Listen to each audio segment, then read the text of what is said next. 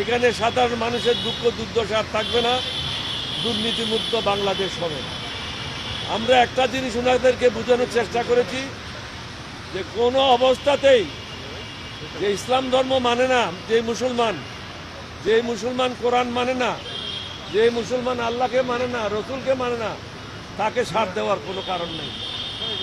সে দুর্নীতিবাজ, সে দেশদ্রোহী, সে জনগণের শত্রু, তার বিরুদ্ধে কঠোর ব্যবস্থা গ্রহণ করতে হবে। আওয়ামী লীগের ব্যাপারে আমরা বলেছি সশস্ত্র বাহিনী শহীদ রাষ্ট্রপতি জিয়াউর রহমানের নেতৃত্বে আমি সর্বপ্রথম বিদ্রোহ করি। শেখ মুজিব বিদ্রোহ করে নাই, শেখ মুজিব স্বাধীনতা ঘোষণা করে নাই, শেখ মুজিব পাকিস্তানিদের হাতে আত্মসমর্পণ করেছিল। এটা আমার পিএইচডি বইতে রেকর্ডেড আছে, পাকিস্তানের মেজর সালেহ সিদ্দিকীর বইতে রেকর্ডেড আছে।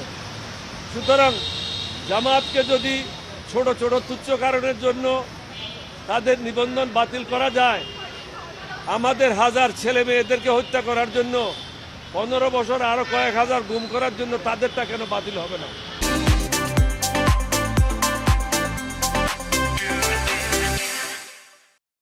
এটা বাতিল করা অত্যন্ত প্রয়োজন, কারণ না হলে আগামীতেও স্বৈরাচারের জন্ম বাংলাদেশে হবে।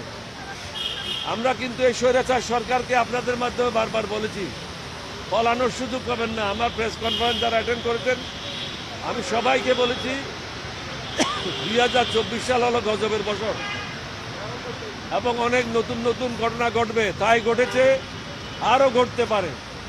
আমি সাবধান করে দিয়েছি। তত্ত্বাবধায়ক সরকার, অন্তর্বর্তীকালীন সরকারের প্রধানকেও বলেছি, আপনি এখনো বিপদমুক্ত নন। এখনো যারা ষড়যন্ত্রকারী তারা ষড়যন্ত্র করে যাচ্ছে। যারা হাসিনার পদলেখী ছিল তার লোটা উঠাইতো, তারা এখনো চাকরিচ্যুত হয় নাই, তাদের বিরুদ্ধে দুর্নীতির অভিযোগ নিয়ে কোনো তদন্ত শুরু হয় নাই। একজন লোককে শুধু এক জায়গা থেকে অন্য জায়গায় পদ বদলি করলে সমস্যার সমাধান হবে না। যারা প্রকৃতপক্ষে দোষী, দেশের শত্রু, জনগণের শত্রু, তাদেরকে জেলে নিক্ষেপ করতে হবে, তাদের বিরুদ্ধে কঠোর ব্যবস্থা নিতে হবে। তাহলেই এই দেশের মানুষ শান্তিতে ঘুমাতে পারবে। এখন শান্তিতে ঘুমাতে পারছে না। কালকেও কোনো ব্যবসায়ের গাড়িগুলি রাজনৈতিক নেতারা এক জায়গা থেকে এক জায়গায় নেওয়ার জন্য সাহায্য করেছে। শুধু আমি পত্রিকাতে বললাম, প্রেস রিলিজ দিলাম, এটা যথেষ্ট নয়। তাদেরকে ধরে দিতে হবে, পুলিশের কাছে হস্তান্তর করতে হবে। নাগরিক হিসাবে আমাদেরও কিছু দায়িত্ব রয়েছে। আমরা শুধু রাজনীতি করব, সুন্দর সুন্দর বক্তব্য রাখবো, মন্ত্রী হব, এমপি হব, এটা না। মনুষ্যত্ব আমরা হারাই ফেলেছি, মনুষ্যত্ব ফিরে নিয়ে আসতে হবে। মনুষ্যত্ব যতদিন পর্যন্ত ফিরে না আসে, বাংলাদেশে কখনো শান্তি হবে না। আমাদের লক্ষ্য একটাই, একটা সুন্দর বাংলাদেশ গঠন করা। আমরা মুক্তিযোদ্ধা, আমরা ওই ধরনের শুধু ভারতে গিয়ে রিফিউজি ক্যাম্পে থেকে মুক্তিযোদ্ধা না, আমরা যুদ্ধ করে মুক্তিযোদ্ধা হয়েছি। সুতরাং এই দেশের জন্য আমাদের থেকে বেশি প্রেম কারো থাকতে পারে না, এই দেশের মানুষের জন্য আমাদের থেকে বেশি প্রেম কারো থাকতে পারে না। অবশ্যই কঠোর হস্তে দমন করতে হবে এবং আমরা বলেছি আমাদের পক্ষ থেকে পূর্ণ সাহায্য সহযোগিতা থাকবে। তবে এটাও বলেছি পর্যায়ক্রমে ইউনিয়ন কাউন্সিলের নির্বাচন, পৌরসভার নির্বাচন, সিটি কর্পোরেশন নির্বাচন, জাতীয় সংসদের নির্বাচন, উপজেলা নির্বাচন, এগুলির একটা সম্ভাব্য ডেট ঘোষণা করো। সম্ভাব্য ডেট ঘোষণা করলে প্রত্যেকটা রাজনৈতিক দল তার নিজ নিজ দল নিয়ে, সংগঠন নিয়ে নির্বাচনের জন্য প্রস্তুত গ্রহণ করতে পারবেন। হঠাৎ করে আপনি যদি এখান থেকে অ্যানাউন্স করেন তাহলে অসুবিধা হবে।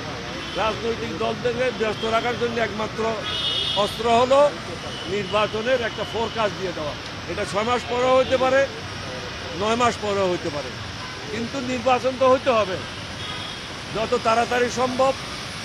অন্তর্বর্তীকালীন সরকারের জন্যও ভালো, রাজনৈতিক দলের জন্যও ভালো, দেশের জন্যও ভালো।